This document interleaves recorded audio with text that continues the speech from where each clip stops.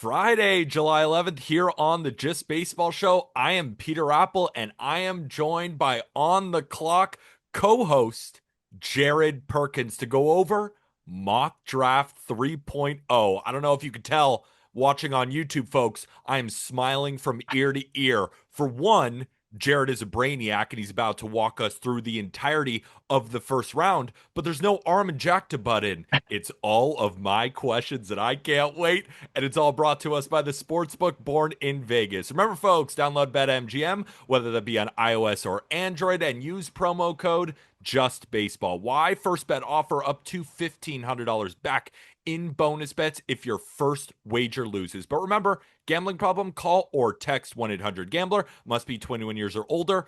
Terms and conditions apply. Jared, I want to get straight into it because I want to spend this entire time just geeking over the mock draft. So my first question for you is, compare the strength of this first round compared to previous years, because from what I've seen, it's loaded with lefties, it's hmm loaded with high school shortstops. It seems like there's a lot of talent, but it doesn't seem as top heavy as other drafts. Am I reading that right?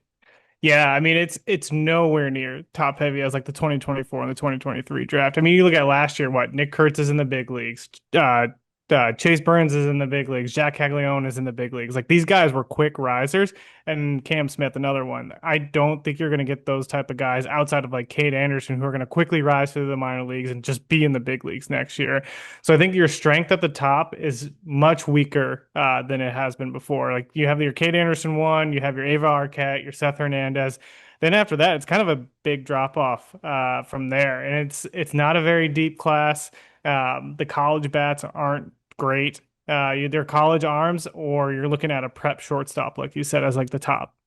I just want to piggyback on that question real quick. Do you think that this could be a draft that has more chaos maybe than Yes. other years because there's not that same consensus? So you could see teams maybe reaching for guys that we may not think should be first rounders, but their models do. Like, is this one of the more chaotic drafts in over the past couple of seasons? Yeah, I think like Tyler and I were talking about it when we were doing the mock the other day. Like, it is impossible to mock this draft because you're hearing everything from everybody, and no one seems to have a consensus on what they wanted to talk about. I've heard from some front office people, they're basically like, yeah, anybody that we thought would not be on the board, we're keeping them on the board because we think they might still fall to us. And you look at the Orioles who just made that trade recently, and now they have like $19 million of bonus pool money to just deal with.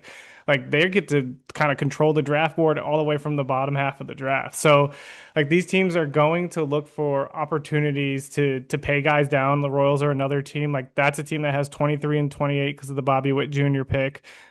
They could pay a guy down to come into that slot at 23. So I think you're going to see a lot of bonus pool manipulation throughout this entire draft. I cannot wait. And another fun question that I have for you. I see that there are some top high schoolers Yes. in this draft, right? And, we've talked a lot about all the shortstops and all the pitchers, and there are two guys from Corona High School who may Yeah. potentially both go in the top 10 of this draft. So my question to you is the 2025 Corona High School squad the best high school baseball team of all time? It is insane that you have like Seth Hernandez and Billy Carlson at the top, and then you have Brady Ebel, who's like a top 60 prospect. I think like Ethan Bingaman too is also another prospect out of Corona High School. Like, so they're absolutely loaded. I know Tyler has seen him quite a few times this year, and he's just like, this is stupid talent, like for a high school team. And Corona High School hasn't always been like that. All of a sudden, they've just kind of loaded up, and it's just like dude after dude coming out of that high school. So I guess the question still remains, like, from your time covering high school baseball, have you ever seen a team this talented?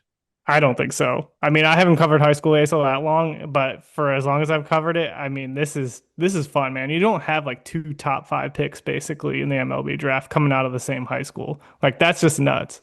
Absolutely nuts. So, who is one player that is not mocked in your first 32 picks that you think could be the big sleeper of this draft? Maybe a team at the end reaches for them, and you're looking at this guy being like, whoever gets him outside of the first round is getting a really good player.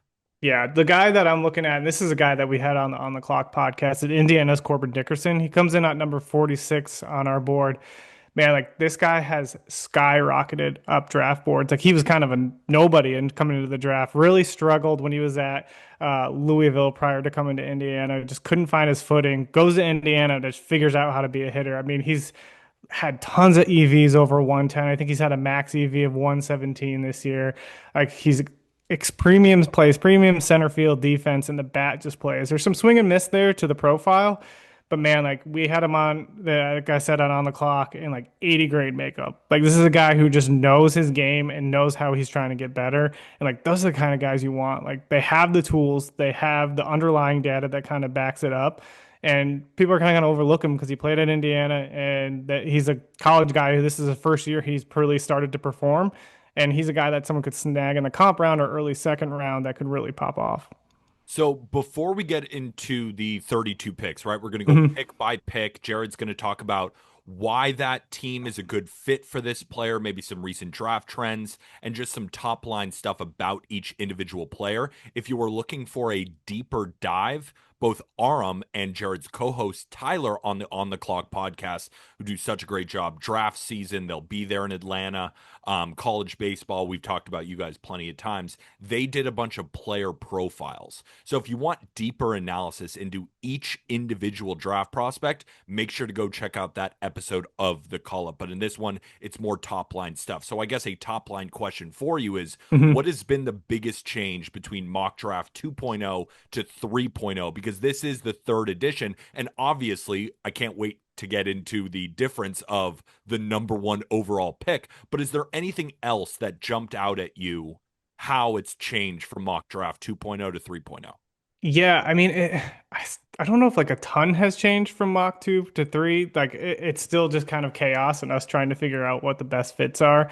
When we've gone into 3, we've heard some more insights from like different scouts, front office people, and that's kind of um, changed some of the order, but you just don't know like what's smoke and what's actually like this team's really on a guy. So I think the biggest thing is probably we took the White Sox from taking another lefty pitcher. I think we had him as Liam Doyle last time, and then we have them taking a prep shortstop. Some of the rumors around the White Sox that they might take a prep shortstop in this draft. So that's kind of one of the big changes, but nothing's like really like stuck out. Like it's not like last year where you're like, okay, the big number one guy could change. Like Bazano all of a sudden came out rumored that the Guardians were going to take him number one, and you had like all these big names in the class that you were excited about.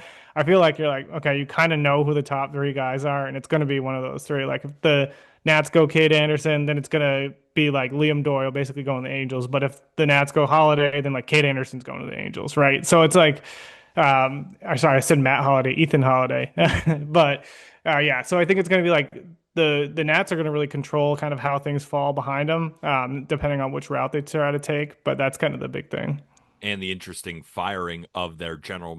manager and their manager. How will that affect their draft room? Maybe nothing, maybe a ton. We will see. So we're going to go through picks 32 all the way down to one. But before we do, a quick reminder the best way to support the Just Baseball show is to rate and review Spotify, Apple Podcasts 5 stars. And if you are enjoying this on YouTube, make sure to hit that subscribe button, the like button, and comment anything you want about Mock Draft 3.0. Any questions as well? And I'm sure Jared will get into that comment section and answer as many as he can. We'll start with number 32. And I love the first sentence in the mock, again, which you can find on justbaseball.com. The aforementioned Brewers' creativity. Here it Yeah. is. So who do you got with the Brewers taking with the 32nd overall pick? Yeah, so we mocked Jaden Foskey to them. I mean, you look at the Brewers and their past history, it's like they just do weird things. Like they took Braylon Payne at 17 last year. I remember both Tyler and I were on our live stream. We were like, what? Why are they doing that? That guy's like a 40, 50 type guy. But he's produced since he's gotten to the Brewers farm Of course he system. has. And then they go and pay up a bunch of guys like Bryce Meckage, I think was one of them, and they bring in like these high profile arms. They save so much money with Payne, they were able to go and like really load up on the prep class. So we put Jaden Foskey in there because this is a guy that's kind of an underrated prep bat that doesn't get enough love. And he's a guy that would fit really well in this farm system. And so that's kind of why we went with Jaden because we're like, hey, they're going to get creative, and this is like the perfect creativity pick. I love it. Let's move to number 31 with the Baltimore Orioles, and you have them taking a Yes. big time bat out of the University of Tennessee. One of my favorites to watch, and I'm sure one of yours in college baseball this season. Yeah, I mean, this is kind of a a typical Orioles pick, right? Guy with power who gets on base. And then, like Andrew Fisher does that. He's got a better hit tool than like most power hitters do, but there's been rumors that like the Orioles love the high floor Tennessee guys. So I think that's Gavin Keelan, Andrew Fisher, Dean Curley, right? And so those are the names you probably want to look there. And Fisher would be perfect in this spot, especially if you look at the Orioles picks that we kind of mocked above. Maybe they save some money with Fisher here at 31, and then they can pay like nines, who would be the pick above that. So really like Fisher here for the Orioles. I am curious too, with Fisher, just because I know him a little bit more Hmm. than some of the other players in this draft. I'm surprised he's going so low, just because I feel, and you even wrote it in the article, that he's one of the highest floor bats in the draft. Yes. Is it Yeah. more just because he's locked in on first base and it's so contingent on the hit tool? That's why he might slide a little bit later, because there is a lack of elite college bats, and I felt like he was one of them, especially last season and throughout his career in college. I'm just a little bit surprised that he's down here at 31. Yeah, I think the biggest thing for him is, like you said, lack of position. So, right, he probably landlocked at first base, and that's kind of where some of your concerns are.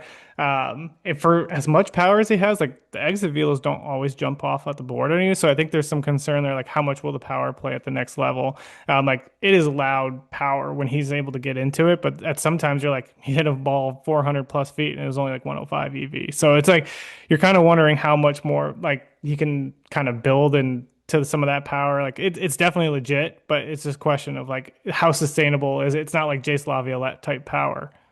That makes sense. So we're moving on to pick number 30, and Yeah. it's the Orioles again. So it makes sense that they're trying to load up with some money here. But this time you have them going down the high school route. Yeah, this is like us. Basically, nines, I think, is like 15 on our board. We were thinking if they save some money, they're going to pull down a guy like Xavier Nines. And again, high OBP, legit power, right in the Orioles. Of course, we didn't mock a pitcher to the Orioles because, like, they're not going to take a pitcher. How Watch, they're come? going I am to. curious. Why not? They just have never taken a pitcher in the first Really? round recently, I don't think. No, it's Do you all think been bats. do you think that's because they truly just value bats at this part of the draft? Or do you think that just it so happens to be a coincidence that their best player available based on their models or their scouts' opinion is that it just has been bats? Or have you heard it's like we're taking a bat? I think they've just always kind of preferred those mature offensive profiles and they've developed them well, right? You think about all their top prospects in the top 30, it's mostly been bats besides Grayson Rodriguez throughout the past year. So it's like that's kind of their MO and they do a really good job at it. And this, often we're like, oh, the Orioles should trade for pitching, but they don't often do that. But I mean, that's just kind of the way they've done it and it's worked and it's a process that's worked for them. And I really like Nines to them. I think that's a guy like they would really develop very well. Love it. Let's move on to pick number 29. You got another high schooler, and I love the first sentence of this article. We let Arizona draft a Slade Caldwell clone, and we are not sorry for it. What do you mean by that? Yeah, I mean, I think like Tyler had mentioned in the mock, there's been some links to Slater DeBrun at 18 to the Arizona.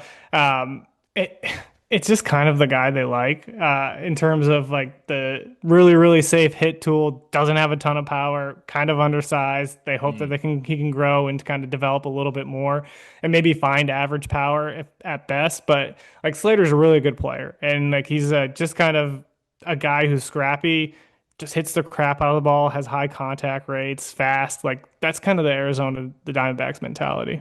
Does he remind you of a clone of their entire current outfield right now? Yeah. Or it's not actually their current outfield, but I'm just thinking about Jake McCarthy, Alec Thomas, and Corbin Carroll. Do you think it's like just another one of those we're putting in the Diamondback system? It's almost like they got Corbin Carroll and he developed into that power, and they're like, okay, let's see how many of the Corbin Carrolls we can find, and hopefully one of them pans out. Because like it's funny too, because if you look at Tyler's draft rankings, his first sentence is like Slade Caldwell was taken in the first round of the 24 draft, and he's just been cloned by Slater DeBrun. So it's like they're basically the same player, and it's just to me the Diamondbacks are probably hoping that one of these guys will develop into power, and then next thing you know, they do have another Corbin Carroll. And that's why I love the way you guys do mock drafts, because I feel like, and maybe I'm biased because I love you guys, but I do feel that you have some of the best feel Hmm. of any other baseball media company that's putting out mock drafts, like that, those types of things where you're just like, okay, maybe he might go there, but he's the perfect fit because of this, and this, Yeah. and their history of doing it. So I feel like your guys' feel is really, really strong. And that moves us into number 28, again, which I feel like is another feel pick from you guys, Yeah. knowing that the Royals could use some outfield help. So who do you got going at 28? Yeah, so he mocked Ethan Conrad to them. Royals, as you watch their outfield now, it's probably one of the worst hitting outfields in the entire Major League Baseball, and there's no one in the minor leagues kind of coming up next.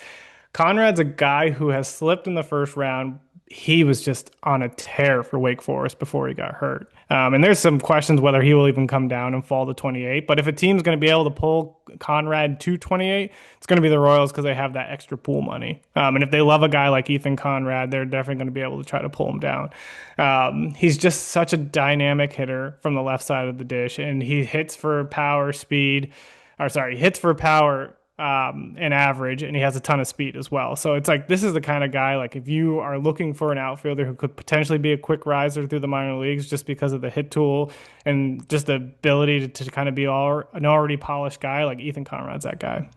Another pick going through the first round at number 27 that I feel like is such a perfect fit. When I went on and you guys released the mock draft, I clicked it and I was scrolling through it. I was like, all right, we just were at the College World Series and we got to see plenty of Caden Yeah, Bodine with Coastal Carolina. Just one of the best defensive catchers I feel like we've seen in college baseball in a pretty long time. The bat, though, that's the question here, which is why he's such a good fit with the Guardians. yeah. That's the thing with Caden Bodine. It's like you're one of the best organizations at developing pitchers. Why not have a guy who's like the best at catching pitchers, Yeah. right? He's such a. I mean, who knows? Like if they go to automated strike zones, like Caden Bodine's value, what does that mean for that? But like he is one of the best pitch framers in all of the nation. Like I would even put him up there with some of the tops probably in Major League Baseball. He's just so good at it, and I mean the hit tool is fantastic. Like he's going to be a quick riser because of the hit tool. You're just wondering how much power is he actually going to tap into. So that leads me into my next question. And you actually got me interested in this now. Do you think teams are preparing for potentially some sort of ABS system? Because it was announced it's going to be in the All-Star game, Yeah, which probably means it's getting close. And me personally, I'm pro ABS. I don't want full robo umps. I don't yeah, want that garbage. I don't want to take out yelling at an umpire. I like that. But if we could change some of those close calls and you have the ability to challenge, like stealing second or any of these certain things, like I'm pro that. So I'm pro ABS, but I'm yeah. sure Caden Bodine is not pro ABS. So do you think that Bodine has the potential? Again, this is all conjecture, like we are just guessing, or maybe you're not. I'm guessing Hmm. that Bodine could fall just because teams say, all right, what's the best part of Caden Bodine? We like the Yeah, hit tool, but it's his ability to frame pitches. He's obviously a great blocker and, yeah, he's got a great pop time and all of that. But the reason Bodine continues to go viral is he's stealing strikes similar to Patrick Bailey. But with ABS, if your ability to steal strikes gets lessened, is he truly a first rounder? I'm curious what hmm your thoughts are on that.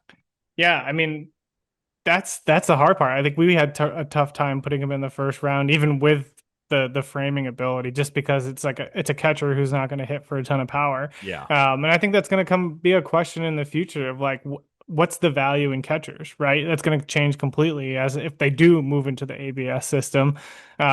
If you are you going to just focus on catchers who are just like thumpers like a Luke Stevenson or something in this draft in North Carolina. Like the guy doesn't have the best hit tool, but he hits for a ton of power and he still catches decently behind the plate in terms of blocking and throwing. So like, are those guys all of a sudden going to become the value? And maybe you'll see that in free agency too, when people are looking for catchers. Like, how much is like the Austin Hedges value anymore of a guy who can't hit but he can catch really well? That'll be really interesting to watch on draft day. Keep an eye on these catchers. What Yep. are teams going to do? And when they eventually do get picked, is it the offensive catchers or Hmm. is it the defensive catchers? That'll be fun to watch. Philadelphia Phillies here coming in at 26. I feel like you guys just kind of mocked them best player available. Is that true? So the Phillies, we actually had them doing an underslot like they did last year. So like they took Dante Nori last year and then paid up Griffin Burkholder for the pick after that. Like Okay. Griffin's like a really, really good prospect. And that's what we kind of did here with Ryan Mitchell. So Mitchell's a guy who comes in not even in our top 50, but he's an athletic player with a ton of projection. Like that's a guy you might take there that you could definitely underslot and then save some money later on. Interesting. All right, let's move over to 25 with the San Diego Padres, a kid out of IMG Academy. And you even wrote another year, another prep. It sure seems like that streak will continue.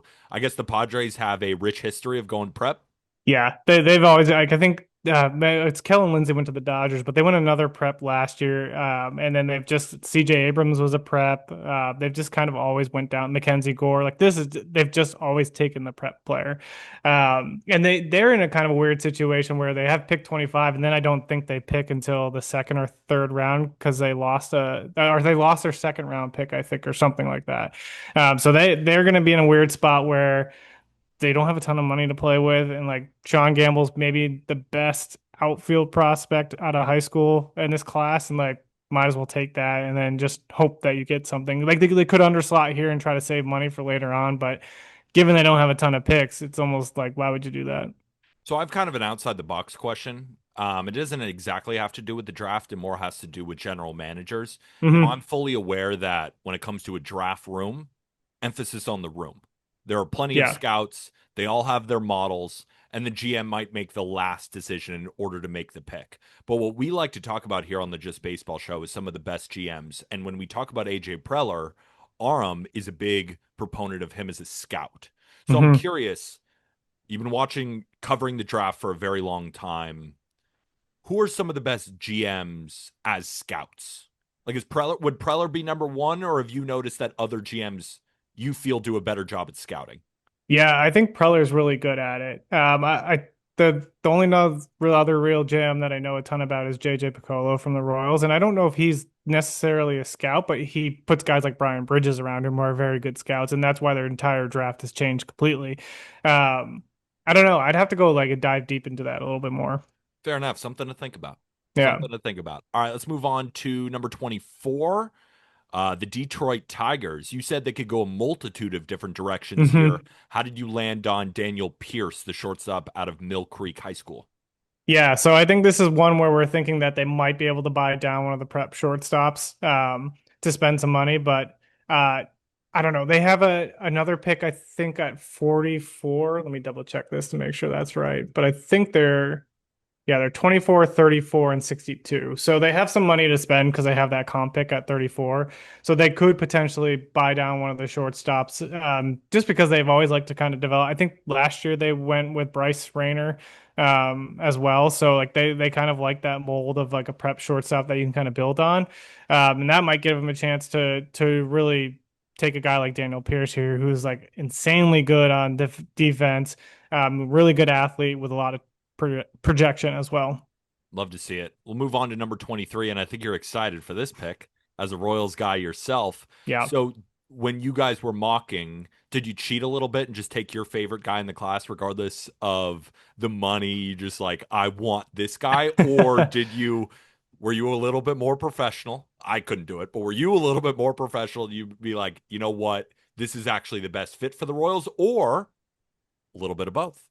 Yeah, I think this is like more of a fit and based on what we're hearing. It seems like the Royals do love Hammond, but I think a lot of teams love Hammond, so I don't know if he actually makes it to 23, especially now the Orioles got a ton of money to spend with pick 19. Like if they love Hammond, they're definitely going to get Josh Hammond here.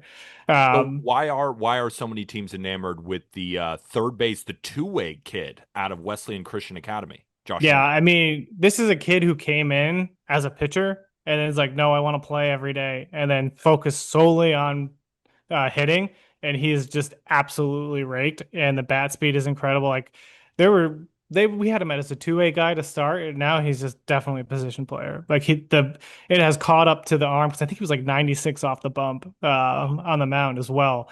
And it's just like 80 grade makeup. Like you can watch our MLB draft combine interview that Connor Dorner did, and it's like every question that kid answered, you'd think he's like 35 years old.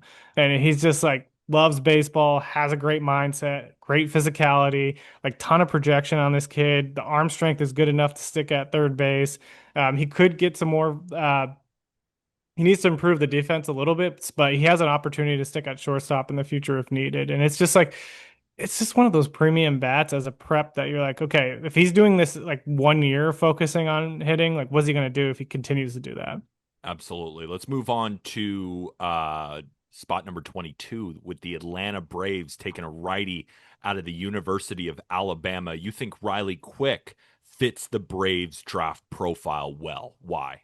Yeah, I mean, this is just a guy who has a strong track record of performance in the SEC. He's a strike thrower. He's physical on the mound, and it's just really, really impressive what he's done this year after coming back from injury. I think he missed most of last year with Tommy John surgery, or all last year, and took him a while to find the command again. And ever since he did it, he just dominated the SEC. Alabama kind of babied him a little bit because they were just wanted to kind of slow play him back. But then by the end of the year, he's thrown 5, 6 innings and everything looked good. It's like 96, 98, and just really, really good off speed. And it's like the kind of guy that the Braves would love.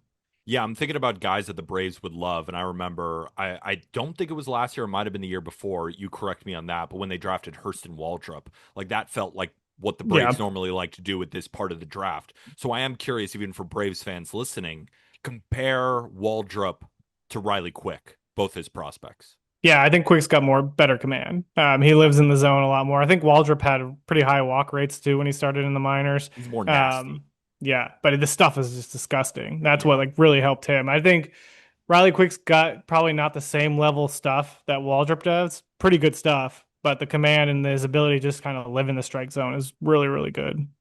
And next up for the Houston Astros, you have them taking a pitcher from the University of Arkansas Yeah. who just put out one of the best performances in college baseball history. That is right-handed pitcher Gage Wood, again out of Arkansas. And you said in the article that the Astros are a bit of a wild card here. So why did you land on Gage Wood going to the Astros? Yeah, so I think we just heard some rumors that they're interested in Gage Wood. So that's kind of why we put him in that spot. As you can kind of see in the mock draft, there's some questions about shoulder impingement and some injuries that we're just not sure what teams are feeling on that. I think he's like in the mid 40s on our board, but after that performance in the College World Series, he really got bumped up, and there's a good chance that he's going to be a first rounder just given the stuff. But it's like it's a fastball that's been up to 97 that sits 94 to 96. He missed bats at a 28% clip in 2024 at Arkansas. Like this kid's good. And it's just like a guy who might fit with the Astros. So we're talking the back end of the first round with on the clocks, Jared Perkins. So my next question for you before we move into 2019, and then we're going to go all the way to number one, who is someone that we've talked about so far that you love the most? Like, who is your Hmm. favorite overall? Like, don't worry about the money. Don't worry about any of that. Who is your favorite draft prospect that we've talked about so far? Andrew Fisher, easily. I saw that guy at Love the it. SEC tournament, and he was an absolute psycho. Like Yeah. he warming up in the batter's box was just like bumping to the music, like hitting himself in the head with a bat, just like getting himself psyched up. Like that's a psychopath you want on your baseball team because he's an absolute competitor. Did you see my smile once you said that? Because that is my like that is one of my favorite bats of the draft. When I saw him at Yeah, 31, I'm like, what's going on? I understand he's stuck at first base, and he's not even yeah, like a great first baseman either. You're no, really just betting on the stick. But Jared, I want to bet on the stick. Like what? yeah, and the personality, you gotta love it. I Like, know. I want a dog like that. So if yeah. the Orioles can grab him at 31, I think they're going to crush this draft, especially if they can save some money in between. So before we get into 20 through 10, and then of course 10 through 1, our first break. Okay, let's dive right back into the mock draft. At number 20, the Brewers are on the clock, and you got them taking shortstop Merrick Houston from Wake Forest. And again, you said the Brewers love to get creative with their draft strategies. Why do you see them going with the shortstop out of Wake? I mean, this is just a safe floor guy, right? Yeah, Like this is a guy that is going to play elite shortstop, gold glove type shortstop. Like he's probably the best defender at shortstop in all of college baseball.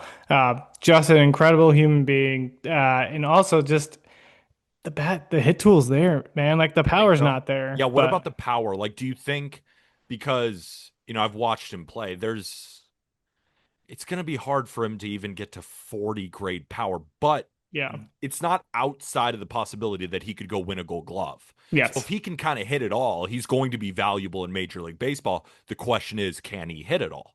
Yeah. Yeah. I mean, he's going to hit for average, but the power is just like you look at the EVs, they just haven't been great throughout his entire career. And he plays at the couch, which is Wake Forest's home field. It's like a trampoline, I think Tyler calls it. Oh yeah. Everything just flies out of there. So like he hit 8 home runs this year, and everybody's like, "Oh, he's tapping more into the power." I'm like, "Yeah, but he hit like 320, and he Yeah. went over the fence." That's what I'm saying. Yeah. So we'll see, but it feels like the Brewers, right? If he were to go somewhere, I bet Yeah. that's kind of why you mocked him because is there a sense of you want him to go to an organization like that so he can unlock the best of his abilities? Yeah, and I think about like the shortstops that the Milwaukee Brewers have had in the past. You think of like Orlando Arcia, they had Alcides Escobar. Like those are guys that are really, really good fielders, can kind of hit for Look average, at don't Joey walk a Ortiz right ton. now. Look at Yeah. Joey Ortiz right Yep. now. Yeah. Yep. So it's just like one of those guys that kind of fits that mold. Makes sense. Let's move over to spot number 19. Pick number 19. Baltimore Orioles are on the clock again, and you have them taking Jace Laviolette out of Texas A&M. Hmm. And this player is fascinating because earlier on, like probably before the college baseball season started, he was potentially going 1-1. And Yeah. it almost felt like when I read about him, it was, oh, yeah, he's definitely going 1-1. Not Yeah. just he might, this is the best player in college baseball and will be the number one overall pick. Yeah. But this season, he was kind of disappointing. But you still have him as a definitive first rounder. Yeah, I think the overall tool set is hard. Like you think about the power, there's probably only one other guy that had similar power, and that was like Jack Caglione last year, right?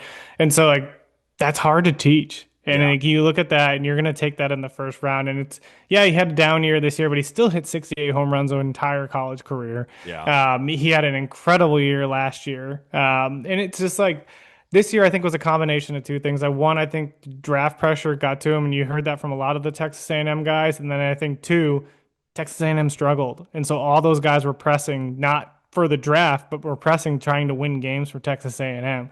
Like that team was ranked preseason number one, and they didn't even make the tournament. So, like I think they were dealing with all that and having those underlying things. And this is a guy I think of, not that there's similar profiles, but Mike Sirota was a guy who struggled at Northeastern, and he was a top 10 prospect going into the preseason in 2024.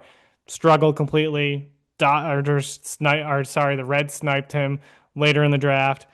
Now he's just absolutely raking with the Dodgers. No Yeah. draft pressure, none of those like things happening in the background. So that could be Jace as well.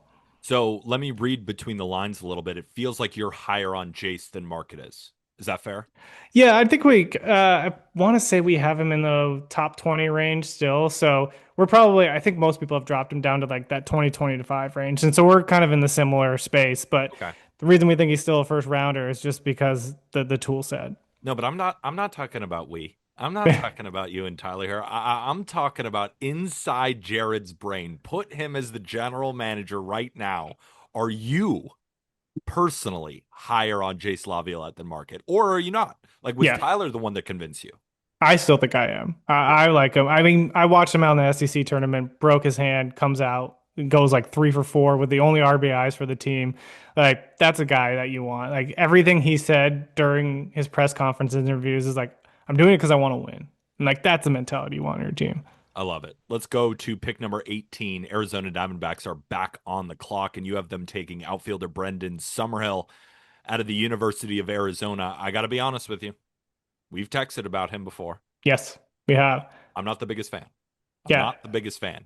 your college Slater DeBrun. It's just like, what is he? Because he's a Yeah. corner outfielder, and I don't think he's going to win any gold gloves by any stretch. I think he can play a fine right field. And it's not like he has a cannon for an arm. He has a fine arm, and he's a fine defender. And then you go Hmm. to the plate. Not a lot of power. Yes, he doesn't strike out at all, which is amazing. And he makes a lot of contact, but it's not like the contact quality is out of this world either. But Yeah. every single mock draft I see, including yours, am I just wrong? Like, is he gonna go in the middle of the first round and I am just missing something? He's definitely going in the middle of the first I round. know he is. He's definitely, he's gonna go in the top 10. And I was gonna be Yeah. like, I don't get it. And then you know what? He's gonna make 5 all-star teams, and I'll be like, God, I was just wrong. But what am I missing? Like, what am I missing? Why is he a definitive in the middle of the first round? It's just lightning quick bat speed, and like it's a beautiful left-handed swing. It is a nice That's swing. It is a yeah, nice swing. that's the thing that's kind of got us sold. And he did post contact rates like of 87% in Yeah. 2024 and 2025. So like it's kind of one of those things that you're hoping that he projects into more power. Like you watch that swing, and I'm almost like, how do you not hit for power? I think And that's it, what pissed me off. I was like, how is this not working? Which maybe is why he's going to be in the middle of yeah, the first round because scouts say, yeah, it's going to eventually work with us. We're going to give him a few tweaks, and then that sweet left handed swing is going to start producing power. But my dumb brain sees it. I don't understand it. And I'm just like, he sucks. That's how dumb my brain works sometimes. yeah. I mean, and it's like he has the ability to stick in center, but I think you're right. He could potentially move to a corner, but he's got a strong arm and could fit in right field, and he's got above average run time. So it's like a guy that he's like. It's kind of like one of those safe floors that kind of bores you, but you're like, okay, it's kind of like a Nick Lofton in some sense, where that guy was a first rounder, but he's not as probably a high ceiling as Summerhill. Just like does everything right, and you can't find anything to criticize his game about, but then it's like nothing sexy or flashy. I understand it's a lot of 45 to 50 tools, but it's Yeah. across the board, and Hmm. he's just going to be a grinder to get his way to the bigs. Like I Yeah. get it. I get it. But I'm gonna hold on to this take just to see how it ages. Yeah. I Like a love it. stubborn, could be bad take, but might as well stick with one. All right, number 17, Chicago Cubs are on the clock, and I think this is my favorite pick of the Yeah. first round. Because obviously Eloy was so unbelievable, winner of the Golden Spikes this year, but it just feels like such a Cubs pick. Yeah. Like high end college performer, can rake. They normally draft a lot of guys in this bucket that also play shortstop, which they're fine moving off the shortstop position. This is the Cubs pick. Yeah. And I think there's been a lot of smoke on Eloy to the Cubs as well. I think they like him. It's you can't like he was the Golden Spikes winner. Like he rakes. He raked in the SEC. And like the bat to ball skills, don't look at that if you're a Cubs fan. It's not great. The chase rate, the whiff rate, don't look. Just hide from that. But like it's a guy who's gonna stick out short. He's like Merrick Houston. Like if Houston's the best defender, like Eloy's probably the second best Oh, defender really? in So college you base. think he sticks at short? Yeah, I think he definitely has the tools to stick out short. But like I guess the only question is like does he keep growing and like how physical does the frame get? That might move him to third base. Okay, that makes sense. I just think this is such a perfect pick. Wahiva, am I pronouncing that correctly? I always mispronounce it, even though I've watched him play maybe I 40 believe it times. is Wahiwa lawyer. Wahiva or Wahiwa? It might be Va. Yeah, I think it's Va. Like I hear it differently on broadcasts. Yeah. Like, so it's one of those guys where I'm like, do you guys even know? I think it's Wahiva Aloy. Fix my pronunciation in the comment section below on YouTube. All Yeah. right, let's go to pick number 16, the Minnesota Twins. I feel like we're starting to get into the real thick of it, not just because we're literally in the thick of it in the middle of the first round, but now we're starting to get to some of the big time names. And I'm surprised this guy has dipped as low as he has to number 16, Kyson Witherspoon, right-handed pitcher out of Oklahoma to the Minnesota Twins. Because the way you guys have talked about him in the past is that he might be the first, second, or third best arm in the class, but still at 16, like that's not first, second, or third. There are plenty of pitchers to go. Yeah. I mean, so I think the way that we kind of played this out was JoJo Parker landed to the Blue Jays. I think if JoJo Parker goes before the Blue Jays will take Kyson Witherspoon. Hmm. That would be my guess. Kyson, man, he's like my favorite college arm outside of Cade Right? That's Anderson. what I'm saying. Like, I've heard such glowing things from him from you. it's just I watched him at the SEC tournament. It's disgusting. Like Yeah. so much spin on every off-speed pitch. The Like the fastball fastball just plays. rides. Yeah, cutter's nasty. He's got a curveball that he's been playing with this year that's disgusting with high spin rates that he didn't have before. It's just like it's a four pitch mix that's absolutely good, and he lives in the strike zone. Good command. Like I don't know. I think he's gonna go higher than this pick. Interesting. Sorry, So Twins fans. was it so I guess explain to me why. Like you're talking about the Blue Jays at number 8. Yeah, So if he doesn't go there, you see him falling all the way to 16. Like explain that to me. I think it's more of like kind of the way the pools are gonna play. Like he could go. I think Bremner's just as good as Kyson, and that's probably why. And there's been a lot of smoke around Bremner and the Athletics as well. And so I just think you have the Rays of love Steel Hall. There's so much noise around Steel Hall to the Rays. So it was more of like what we've been hearing from other teams, and that's why Witherspoon fell down to the Twins. Makes sense. Let's go to pick number 15 with the Boston Red Sox. First sentence: Boston lead heavily into the college side last year, and you have them going right back to it again. Yeah, Keelan fits their model. Like this is a guy that he's insane contact rates, has developed a ton of power. Like that was a big question for Gavin Keelan coming into this draft. Like how much power was he going to develop? And he just absolutely mashed. He was the best hitter on Tennessee's lineup, I Yeah. think. And I mean, Andrew Fisher was tops, but like overall, like profile, Keelan like was way more consistent than yeah, Fisher was. yeah. And I just think Keelan's the kind of guy that would fit like perfectly kind of in the Boston system. And you can't hate the bat, man. It's so good. Do you think it's more likely they go college hitter over college pitcher? They've leaned more towards the bats Okay. in the past. So that's only I think the reason why like I think you if you read the write up, we've talked about Kyson Witherspoon being an option here as Yeah, well. that's why I ask. Yeah, so I think it could be possible that they could go college arm. They took Peyton Tolley in the I think it was the comp round or second round last year. So it's not like they're like hesitant to guys who have this insane data fastballs and things like that. So they could potentially go that route. Makes sense. Let's move to pick number 14. I love to always see who you have the Rays taking Yeah. because it's always whenever the Rays make a draft pick, I'm like, I should be higher on that player than I am, just automatically. Again, it's one of my dumb brain things where I just gravitate towards the good organizations. So why do you have them taking shortstop Steele Hall out of Hewitt Trussville High School? Yeah, I think it was a similar to they took Theo Gilliam last year. They love these guys that like are gonna stick at shortstop and have Mm, upside, and that's yeah. Steele Hall. Like he's probably one of the best defenders at shortstop. It has a ton of athleticism. Like this is a guy that the bat has taken some significant steps forward this spring as well. So like this is a guy that you just like imagine being a Tampa Bay Ray, and like that's just how they develop. You kind of dream on like what they could do to Steele Hall. So moving on to pick number 13 with the San Francisco Giants, you have them taking outfielder slash catcher Ike Irish out of Auburn. And I totally agree with the first sentence in this article. If Irish happens to fall this far, the Giants would be ecstatic. Yeah. And I think both of us are aligned here where he might be the best overall hitter in this class. Yeah, and I think he's going top 10. Yeah. Like That's why I'm it's curious why 13? yeah, and I think it's just the way the board kind of fell with the rumblings that we're hearing. Okay. Because we've heard Irish kind of linked to the Giants too, but I mean, I'm sure everybody in the top 10 is linked to Ike Irish at this point. Yeah. Like he's just he's probably one of the best bats like outside of Ava Arquette, and it's probably a higher floor bat wise than Ava Arquette too. That's another question I have for you. Like just purely bat because Ivar Arquette, of course, plays shortstop, which is Yeah. huge, and Irish is probably not going to catch much.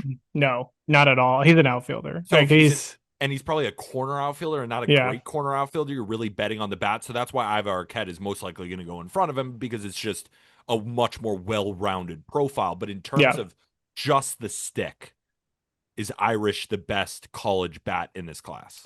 I think so personally. I just what he's done at Auburn for like the last 2 to 3 years is just insane. He's raked every single season, Every and year. then every slump he has, you're like, oh, is he gonna get out of it? And like 2 days later, he's like 10 for 11, and he's just absolutely mashing the baseball again. Tyler had mentioned that he hits the ball on the ground too much. It's just kind of the way the swing plane works. He does hit the ball on the ground a little bit more than others, but the power is there, the average is there, the ability to get on base is there. Like everything you want in a hitter, from a floor standpoint, is there. And so like you just kind of hope he sticks in the corner. He played mostly outfield for Auburn this year, a couple games at catcher. He's gonna probably play the outfield, but it's just a guy that it's hard to pass up on that bat, No, it makes especially in a sense. class like this. Exactly. That's why I was like, I think he's sneaky top 10. But Yeah, moving on to pick number 12 with the Texas Rangers, I don't know much about this guy, but I don't know much about any of the high schoolers except of the top end guys. And I think this pick is extra interesting because you even wrote in the article, this is more of a gut feel pick than anything else. And some people might hear that and be like, oh, there's not as much link to this certain player. But like I said at the very beginning, I think that's where you and Tyler shine is your feel. So yeah. talk to me about the Rangers at number 12. Yeah, so this is a pick that I think Tyler had I put together. I don't know how well it fits. It makes sense to have a Gavin Fean here go to the Rangers. This is one of the guys that had like one of the loudest summers, which really skyrocketed him up draft boards. He had some struggles this spring, which I think after his summer we had him maybe top 15, and then the spring we kind of bumped him down in the to the bottom half of the top 25. But it's just like it's huge offensive upside in the future from this kid. He's going to stick at third base. He's got the arm strength for it. He's got the instincts for it. He'd be great mold for Texas in their system and kind of in developing bats. And so I could see him definitely kind of fitting in with this Ranger system.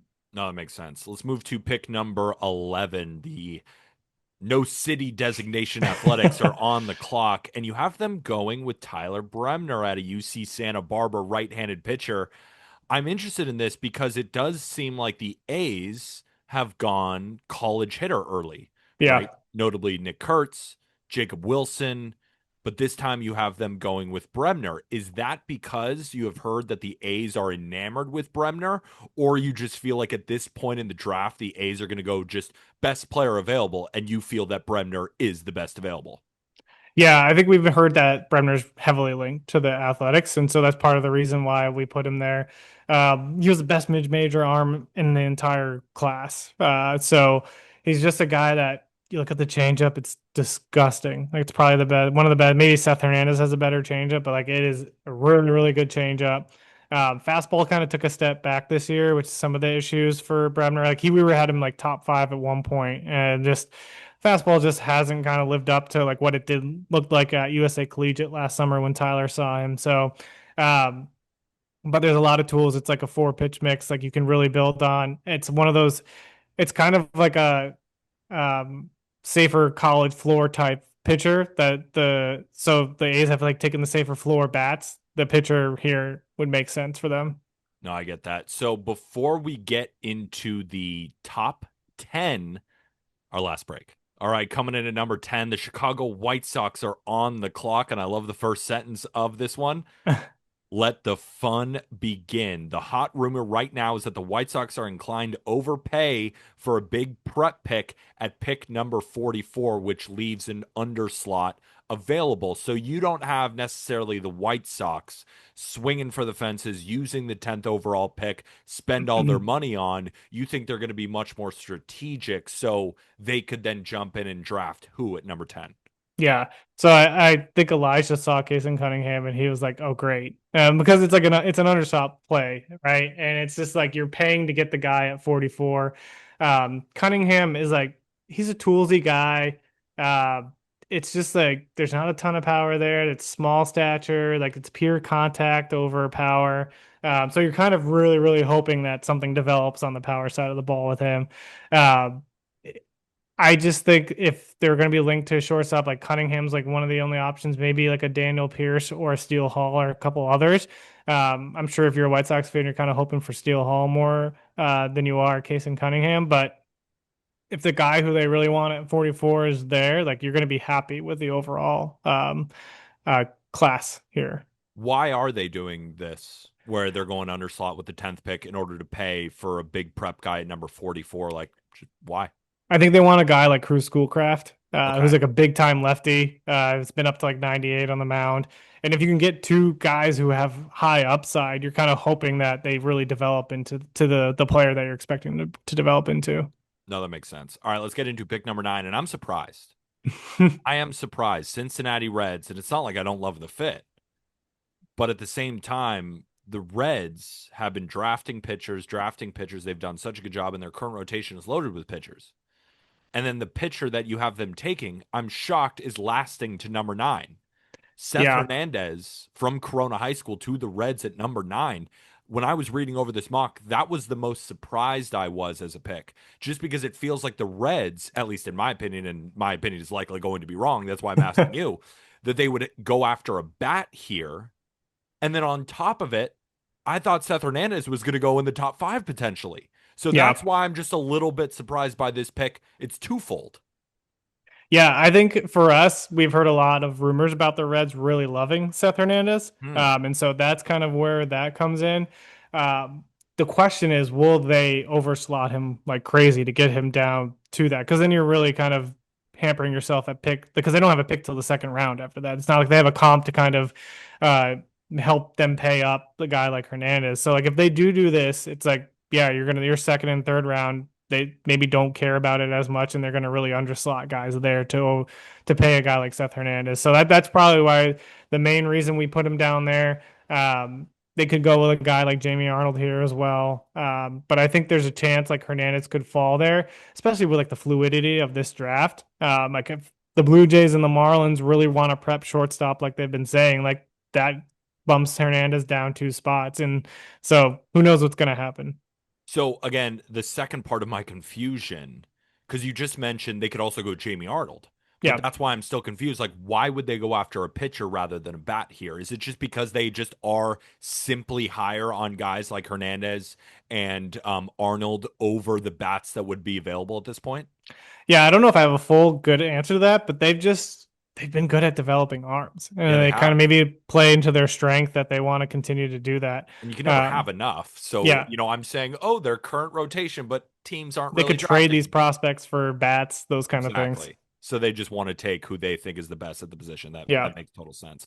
Let's move over to number 8. The Toronto Blue Jays are on the clock. We've heard a lot about JoJo Parker lately, the shortstop slash third baseman from Purvis High School. It feels like a lot of helium with him right now. Yeah. This is a kid that I think Tyler said on our last, what was he? What did he say? He said that this is like the guy who's like the biggest riser, Yep. and the biggest sleeper in the top 10 as well. 93% contact rates. I think we had Joe Doyle on. He said that all spring long, JoJo Parker swung and missed that one fastball. So like this kid just absolutely hits, absolutely Mhm. rakes. Like the other tools don't pop off the board for you, like the powers, and it's the defense is like it's fine, it's good. Like he's probably going to stick more as like a second baseman than a shortstop. But man, like you can't teach a hit tool like he has, and it's just like that's the big thing for him is like it's really hard to teach that kind of hit tool. I'm curious, just, as a scout yourself, how how important are high school contact rates? Because Hmm. at the end of the day, they're not facing elite pitching. So for a guy to make a lot of contact in high school, but that's a real sticking point for you here. I'm wondering, when you're scouting a guy like this, how do you come to the conclusion that the contact rates in high school are so good to the level that this guy is rising fast through these drafts? Yeah, so I think the thing that you see too is the contact rates usually include things like the NHSI where they're playing at the National High School Invitational where they're facing off more against more of the elite competition.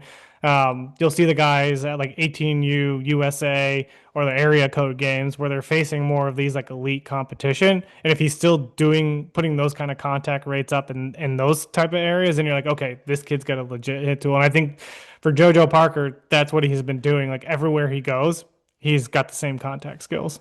That makes sense. Let's go to pick number 7. The Miami Marlins are on the clock, and you got them taking shortstop Billy Carlson again out of Corona High School. It does seem on these next 2 picks, like the Blue Jays and the Marlins, you noted that in both, they're both really looking at these high school prep shortstops. Yeah, and it's kind of funny because Billy Carson's like the antithesis of JoJo Parker, right? It's more power, more tools, less hit tool. So Mm. like, what do you like for the Marlins and Blue Jays, or probably for the Marlins since they're picking before the Blue Jays? It's like, what kind of profile do you want? Do you want the safe floor and the hit tool, or do you want to go for the guy who has the more upside, but the hit tool might not develop? And so Billy Carlson's a guy that like the tools are insane. The hit tool has shown some improvement this spring, but it's still kind of moons like light years behind JoJo Parker. So kind of just looking at a guy that it's like that's a guy to dream on, and if the Marlins can develop his hit tool a little bit more, like that's going to be a stud.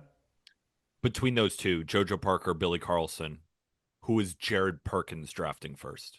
JoJo, I would take JoJo Parker. It's just like I would hope to dream on like the swing is so good that you can see the power could potentially develop. If he grows in size, like the hit tool's already there. Like if he has to play a good second base for the rest of his career, that's not like the end of the world. I would take JoJo. So moving on to pick number 6, you have the Pirates taking left-handed pitcher Jamie Arnold out of Florida State. And I want to read the first sentence of the passage from, Jamie Arnold's slot. And I quote, our gut feel based upon recent rumblings is this: the Pirates may be more inclined to pivot towards a collegiate player rather than prep. Dive into that a little further. Yeah, so this is a Tyler write-up. I'll put I they went with Connor Griffin last year, which was the prep in the high upside. And They that's had worked Paul out Ske really well for yes. them. Yeah, that and Paul Skeens, you can't really complain. But when you have Nope. 1-1 in Paul Skeens, like that's pretty easy to lock in. But I mean, if a guy like Jamie Arnold falls to them, like the reason he fell kind of in rankings was just because he had a rough end of the season. But there's still the upsides there, the comparisons to Chris Sale based on like the way he throws the baseball. I It almost makes sense to go to Arnold if he's there for you. And if that's like the rumblings are true and that they want to pivot towards a more collegiate player, like Jamie Arnold would be the perfect fit. Who do you think, let's say that rumor is not true? I don't know how Hmm. else to explain it. Like, let's say they're like, you know what? Never mind. Like, we are going to go with a prep guy. How do you think that messes with the draft, if at all? Yeah, I think like every team below them, like the Reds, like if they took Seth Hernandez, the Reds are like, well, great, that was our main target. Now what do we do? Okay.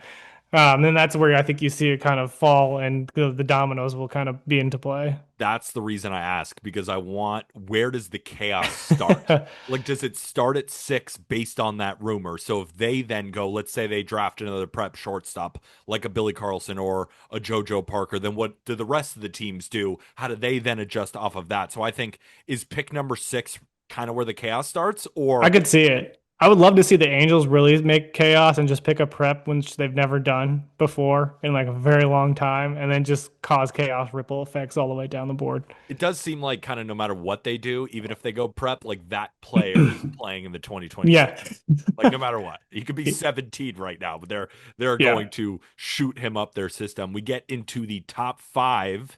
St. Louis Cardinals taking shortstop Eli Willits out of Fort Cobb Broxton High School.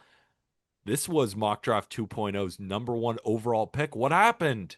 Yeah, I mean, I love Eli here to the Cardinals. The Cardinals are really good at developing these kind of prep shortstop bats too. Tyler talked about how Eli could really be a 3 to 4 win player at the major league level. It was kind of cool to see Holiday and Willits kind of go at it, both playing in high school ball in Oklahoma. Kind of two different types of players, right? Like high power, a little bit more hit tool concerns with Ethan Holiday, where Eli Willits is just like the super twitchy, uh, really good contact skills, gonna stick at shortstop. Like this kid's really, really impressive. Comes from baseball bloodlines. Reggie Willits is his dad. His brother, I think, plays at Oklahoma as well.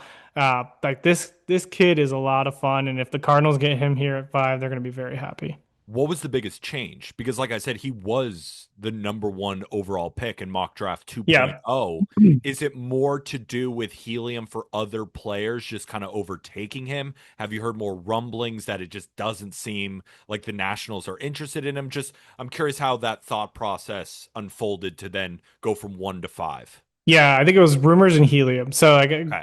for example, like Ethan Holiday, he's just shown that he can actually stick at shortstop now a little bit more, which was some of the concerns. The hit tools improved a little bit. So like things like that. And then Cade Anderson, of course, like Cade Anderson, College World Series, Yeah. SEC tournament, so on and so on, just continued to dominate over and over again. And he just saw himself skyrocketing into the top 5 conversation as well. So I think it was more a little bit of that. No, that makes sense. All right, let's go to pick number 4. The Colorado Rockies are on the clock, and you have them taking Ethan Holiday. Yes. You wrote down shortstop slash third base, even though you think that he could probably stick there. So I was looking at Max Preps. I was looking at his stats, and I know Hmm. Stillwater High School in Oklahoma, like it's not the best competition in the world. But to see him hit 617 with 16 home Yeah. runs in 32 games with 37 walks and 0 strikeouts, I just laughed at my screen. I was like, these are legitimate video game numbers and a fit with the Rockies. I mean, his Yeah. dad, Matt Holliday, Rockies legend, like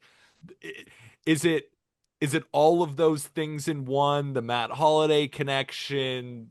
But and then I also think to myself too, I mean the Rockies, they can maybe sign some bats. They can't sign any pitchers. Nobody is going to go to them. So don't you think Yeah. it's in their best interest to just go with the pitcher, or are they just like, if Ethan Holiday falls to us, I mean, we You got, got to take Ethan, yeah, you got to right? take.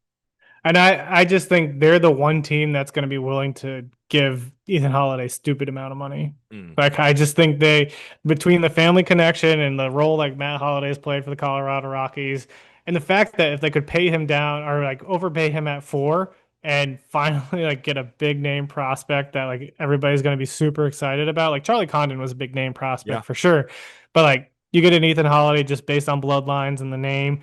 Like that's a lot of fun for Rockies fans, and they probably are gonna get more excited than like even drafting Charlie Condon. I think you're probably right. Pick number 3, the Seattle Mariners, Iva Arquette out of Oregon State. The Mariners, and I quote from the article, the Mariners appear to be at a pivotal point within the top 5. I like that sentence. Fires me up. Hmm. What do you mean by that? Yeah, so I think for them, they're really waiting on the Nationals and Angels to decide what they're Really? gonna do. Yeah, I think that's gonna be the those decisions by the Nats and the Angels are really gonna decide what the Mariners do. I think there's a chance that Ivar Arquette could go to the Angels instead of Liam Doyle. If he doesn't, like the fit I really want to see. I know we put Ivar Arquette here. I would love to see Seth Hernandez in the Mariners Mm, system. It's like the yeah, match that you just want to see happen. This high upside prep arm, the team that's probably the best at developing pitchers. Um, just to see Hernandez bring that arsenal to Seattle would be a blast. I love that. And we'll move into pick number 2. You got the Angels taking Liam Doyle, and in Mock Draft 2.0, Liam Doyle went 10th. Yes. You love that fastball, don't you? Yeah, that fastball's fun. I mean, It's he threw it like over sick. 70% of the time and no one could hit it. It's just insane. Uh, the problem is like you look at kind of what the Angels do development wise with these pitchers. Like Ryan Johnson, they threw him in the big leagues. Like he could have developed as a starter. They just threw him in the bullpen. Like they're gonna probably do the same thing with Liam Doyle. Just like have him let the fastball eat out of the bullpen. But like a team who can develop pitchers, like he's a third pitch away from being like a legit starter every Yeah. single day. So I feel like the Angels would take him because of how quickly he could rise to the big leagues, but you hope that they would actually try to take the time to develop him as a starter. It does feel like the Angels like need to get Cade Anderson. Yeah. Like based on the way they operate, because it feels like Cade Anderson could throw in the big leagues like right now. Yeah. I'm not saying he would dominate, but he's just that polished where he already has the feel of a major league guy. Maybe not as much upside as a guy like Liam Doyle, because like you said, if he gets into the right organization and he is able to, develop a third pitch, maybe even a fourth, like who knows with his ability to spin the baseball, he could be the best pitcher in this draft. So if we're talking upside, Doyle's the play. But if we're talking just high floor, like this guy's gonna be a 4 starter at the very least, Hmm. Cade Anderson feels. So I feel like if you're the Angels, you really hope that the Nationals go with an Ethan Holiday and so that you could get Cade Anderson. But then again, what am I doing trying to get in the brain of Artie Moreno and company? Like I don't know what they think. So Yeah. but again, Angels going with Liam Doyle at number 2 and the number 1 overall pick and new number 1 overall pick, Cade Anderson going to the Washington Nationals for a ton of money because of course he is a Boris client. Yeah. And I mean, we talked about it in the write up where we said like Cade Anderson's not a dark horse candidate for 1-1 anymore. I think he was for a bit. And like Yeah. after the College World Series, it was like, no, he's definitely a 1-1 candidate. And the reason we put him here is it is the only player in the draft that feels like they can make a quick rise through the big leagues or through the minor leagues. I'm sorry, to the big leagues. It just feels like a guy who has the entire floor and makeup and upside to be an everyday starter in the big leagues. And who knows what's going to happen, like you said, with the Washington Nationals front office shakeup of Rizzo gone, Dave Martinez gone. Like, will that affect their draft strategy? I don't know. But I think you can make a case for a guy like Ethan Holiday or Ava Arquette also here going here 1-1, depending on what the Nationals want to do. It's just going to come down to a battle of like, are they prioritizing high ceiling and a guy like Ethan Holiday, or are they going to prioritize a high floor guy like Cade Anderson who could help them in the next 2 years in the big leagues? Who's the pick that if the Nationals say we need to save some money, we have spent so much money on the bullpen. I'm Mm-hmm. talking about this season and it hasn't worked. We've brought in guys, the payroll is out of whack and we're not performing. So what we need to do here, because we feel that this is a pretty wide open class, we want to make the pick that saves the most money but is still the best player. I think Henry Davis with the Pittsburgh Pirates that year. And it feels like a similar draft to that one, where it's not like, oh, this is a guaranteed number one overall pick, or the draft with Skeens and Max Clark and Walker Jenkins and Langford and Cruz. It's not that type of draft. So who would be the Henry Davis Hmm. of this draft? Yeah, I think a guy like Cade Anderson or Ava Arquette could save them some money at one. It's $11 million slot, right? And I don't think anybody's ever gotten like $11 million or That's have gotten like full slot at one. Like Ethan Holiday is going to cost them the most money, and so like that, you're definitely not going Ethan Holiday if you're going there. so question because Cade Anderson is also a Boris client. Hmm. And Boris is going to want Yeah. the sun and the stars for Cade Anderson, and deservedly so. I Hmm. mean, Cade Yeah. Anderson's a monster. So is Iva Arquette kind of that answer just because he's not a Boris client, or at least I don't think he is? Yeah, I think Ava Arquette would fit perfectly in that answer because you're looking at like $9 million for like because you're projecting him to go third overall, basically. So like, could you save $2 million by taking Iva Arquette 2-3? I don't know. That I think that would be the play that you would have to make. So I really appreciate you coming. That was Mock Draft 3.0. I'm still smiling, Jared. We could have made this show 10 hours based on all of your analysis and all the questions that I have. But again, another reminder, go check out Mock Draft 3.0 on justbaseball.com, written by Tyler Jennings and of course Jared Perkins, who joins me, both the host of On the Clock podcast. They do such a great job. And if I'm not mistaken, Tyler Jennings is going to be at the draft, right? Yes, he will be boots on the ground. Phenomenal. So we are going to have a draft correspondent over here at Just Baseball. So make sure to go follow at On the Clock One on Instagram and on Twitter. What's your handle again? All right, it is Jared CP1. Jared CP1. Perfect. So make sure to go follow both of those accounts. But before you go, I have a couple of quick questions. I mean, I really have like 20 more for you, but I'll limit because I respect your time. Who was the most upside in the entire draft? Ooh, that's tough. Um, I thought you're that would putting me be a on the softball, spot man. on this one. I didn't mean to put you on the spot. I just like, who is the guy who it's like, if you dream on, could be the guy that got away? Just the mm, ultimate stuff, power tool, like just highest upside. Part of me feels like Eli Willits, just Interesting. because of the floor's kind of so safe with him, and the upside is just immense with him. Huh. Like if he grows into power, and you get that guy that's like a 3 to 4 win player. I don't know how many guys in this draft are going to be a 3 to 4 win type player every single year. So I feel like Eli Willits, like if you're taking Ethan Holiday over him or like Cade Anderson over him, which could be great picks, I feel like Eli could surpass both of those guys. And I think highest floor is Cade. Yeah. Yeah, Yeah. definitely highest floor Cade.